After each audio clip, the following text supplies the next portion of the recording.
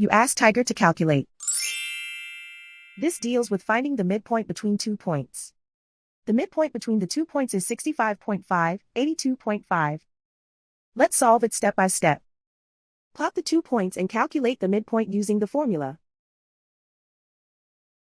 The coordinates of point 1 are x1 equals 78, y1 equals 98. The coordinates of point 2 are x2 equals 53, y2 equals 67. PM represents the midpoint of the 2 points.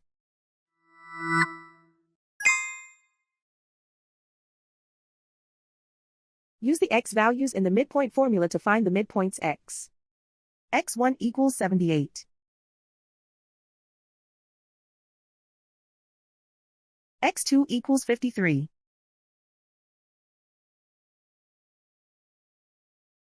Simplify the arithmetic.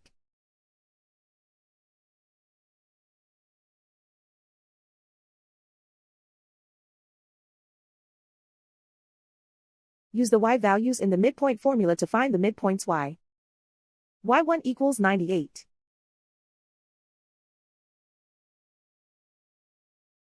y2 equals 67. Simplify the arithmetic.